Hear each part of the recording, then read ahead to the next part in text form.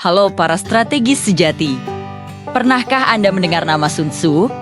Mungkin Anda lebih familiar dengan mahakaryanya, The Art of War atau Seni Perang. Ini adalah sebuah kitab yang usianya lebih dari 2,5 milenium, tapi relevansinya sama sekali tidak lekang oleh zaman. Dari medan perang kuno hingga ruang rapat korporat modern di Wall Street, ajaran Sun Tzu telah menjadi panduan wajib bagi siapapun yang ingin meraih kemenangan. Mari kita selami kehidupan dan pemikiran salah satu ahli strategi terbesar sepanjang sejarah. Sun Tzu sebenarnya bukanlah nama asli, melainkan sebuah gelar kehormatan yang berarti guru Sun. Nama aslinya adalah Sun Wu. Ia adalah seorang jenderal, ahli strategi militer, dan filsuf legendaris dari Tiongkok kuno yang hidup pada periode musim semi dan musim gugur. Sekitar tahun 544 hingga 496 sebelum Masehi. Karier militernya sangat gemilang, terutama saat ia melayani Raja Helu dari negara Wu dengan kecerdasan strategisnya yang luar biasa. Ia berhasil membantu negara Wu yang kecil untuk mengalahkan negara Chu yang jauh lebih besar dan perkasa. Ada satu legenda terkenal yang menunjukkan betapa tegas dan piawainya Sun Tzu dalam melatih pasukan. Konon, ia pernah diperintahkan oleh Raja Helu untuk melatih para selir raja menjadi pasukan yang disiplin. Awalnya, para selir hanya tertawa dan tidak menganggap serius perintahnya. Namun, dengan instruksi yang jelas dan penerapan disiplin yang tanpa kompromi, Sun Tzu berhasil membuktikan bahwa bahkan para selir pun bisa menjadi prajurit yang patuh dan efektif. Ini menunjukkan bahwa dengan kepemimpinan yang tepat, siapapun bisa dibentuk menjadi unit yang sangat disiplin. Filosofi Sun Tzu sangat berbeda dari jenderal-jenderal lain pada masanya yang mungkin lebih haus darah.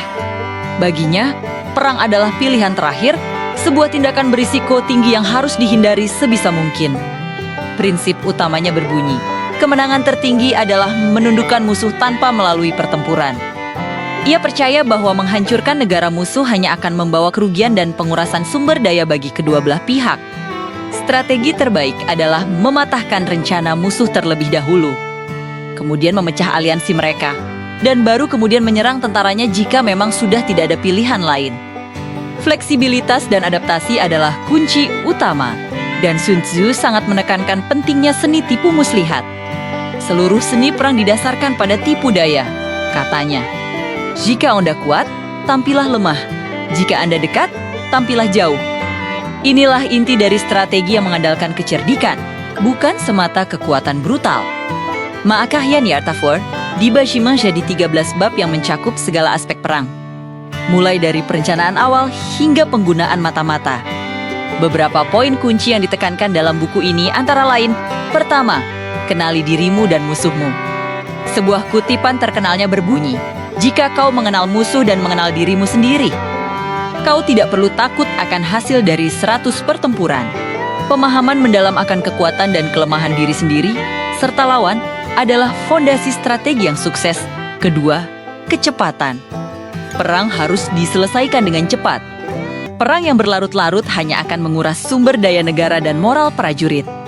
Dan ketiga, pemanfaatan medan.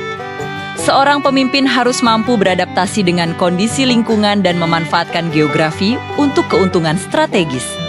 Baik itu dataran tinggi, lembah, atau sungai. Menurut Sun Tzu, ada 5 faktor fundamental yang menentukan hasil akhir perang.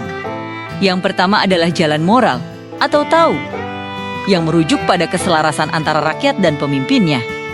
Jika rakyat percaya dan mendukung pemimpinnya, maka mereka akan berjuang dengan sepenuh hati.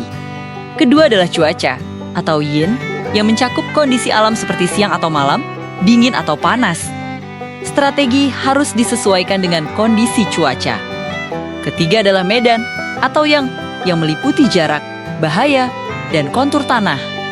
Memahami medan adalah kunci untuk manuver dan posisi strategis. Keempat adalah kepemimpinan, yang menuntut seorang jenderal untuk memiliki kebijaksanaan, ketulusan, keberanian, dan disiplin.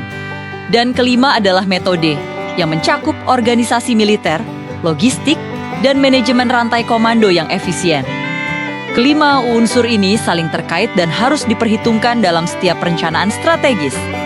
Hal yang paling menarik adalah, meskipun ditulis lebih dari 2,5 milenium yang lalu, strategi Sun Tzu tidak hanya relevan untuk perang militer, Prinsip-prinsipnya digunakan secara luas di era modern, termasuk oleh para eksekutif perusahaan besar di Wall Street untuk memenangkan persaingan pasar yang ketat.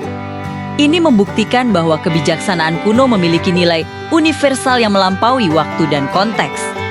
Kisah Sun Tzu dan The Art of War adalah pengingat bahwa kekuatan sejati bukan hanya tentang otot, tetapi juga tentang otak, strategi, dan pemahaman mendalam tentang dunia di sekitar kita. Apakah Anda ingin saya merangkum kisah terkenal Sun Tzu saat melatih para seli raja? Atau bagaimana strategi militer ini diterapkan dalam dunia bisnis modern? Bagikan pendapat Anda di kolom komentar di bawah. Jangan lupa subscribe untuk konten filosofi dan strategi menarik lainnya. Sampai jumpa di video berikutnya.